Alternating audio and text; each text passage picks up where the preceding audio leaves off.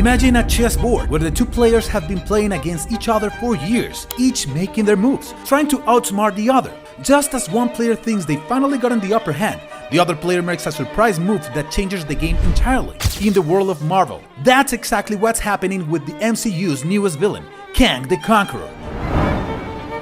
Kang is a fairly new character in the MCU, but in the comics we saw enough of him, and he had been defeated a lot. Now, you may think that they must be extremely strong characters to beat Kang, but with a little research, I saw he lost against characters like Spider-Man, even Squirrel Girl. What?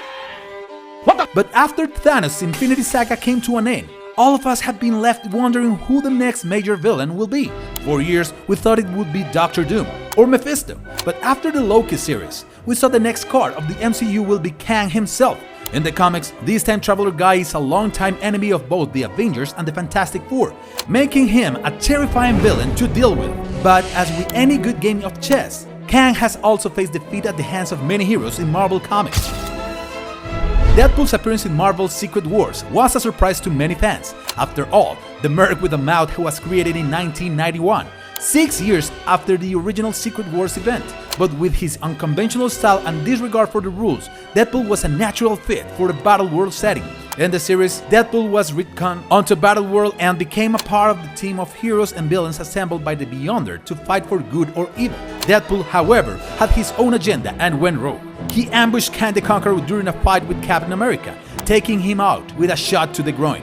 The irreverent and unpredictable Deadpool was the last person Kang expected to encounter on Battleworld, and the scene showcased the character's unconventional approach to superheroics. The Hulk's battles against Kang are the most epic in comics history. Kang has always been a thorn in the side of the Avengers. In his quest to rid the world of the team, Kang went back in time and tried to erase Hulk's ancestors in World War II. However, the Hulk stepped in and stopped Kang, helping the Allies win the war. This conflict avoidance seemed out of character for Kang, who was known for his warlike nature and aversion to paradoxes. Perhaps realizing the futility of his attempts to change history, Kang abandoned his plans to alter the Avengers timeline. However, his rivalry with the Hulk persisted, and the two continued to clash throughout the years. Agatha and Scarlet Witch are two of Marvel's most powerful magic users. Harkness, who was introduced in the 1970s, has a long history with Scarlet Witch, having served as both her mentor and antagonist. In WandaVision, Agatha Harkness played a major role in the story as the one who helped Wanda come to terms with her powers and her grief. In the comics, Scarlet Witch was the nexus of reality, and it made her a big target for Kang's manipulation. Immortus, a variant of Kang, tried to control her. However, Agatha was able to free Scarlet Witch from his control, and then she defeated Kang and he was trapped by the Timekeepers. In WandaVision, we saw only the bad side of Agatha Harkness, but the bond between Scarlet Witch and Harkness is a little bit complicated in comics. If Wanda comes back after Doctor Strange 2, maybe we will see more of this duo.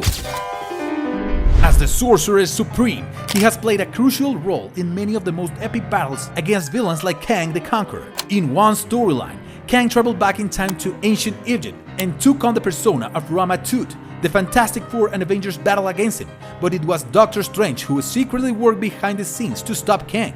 Using his astral form, he fought alongside both teams to stop Kang's plan. Moon Knight also played a role in the conflict, but that's the story of another video. Subscribe to not miss out when it comes out. Anyways, thanks to Doctor Strange and Moon Knight's help, the Fantastic Four were able to defeat the Kang variant and save the day. Kang the Conqueror has always been a master strategist, willing to use any means necessary to defeat the Avengers. In one of his more unusual schemes, Kang created a powerful robotic duplicate of Spider-Man to infiltrate the team and take them down from the inside. The Spider-Man role proved to be a formidable foe, defeating the Avengers in a dramatic battle. Thankfully, our real Spider-Man tracked down the robot and deactivated it before it could destroy them all. And after the battle between Kang and Spider-Man, he somehow defeated Kang. However, as you might guess, Kang's defeat doesn't mean that he's out of the game entirely. The same thing applies to the MCU. In fact, after Ant-Man and the Wasp Quantumania, it's obvious that Kang has a larger role to play in the MCU. He will play an essential role in the next phases of Marvel, and we will see enough of him until Avengers the Kang Dynasty. Just like a game of chess, Kang is a master strategist, always thinking 3 steps ahead of his opponents. But even the best strategies can be caught off guard by a surprise move, and that's exactly what happened when Moon Knight and his predecessors team up to banish Kang outside of the timeline. So as we look forward to the next phase of the MCU and the arrival of Kang the Conqueror, we can be sure that our heroes will be facing their toughest challenge. But as we can see from the comics, they just might have a chance at defeating Marvel's biggest villain yet.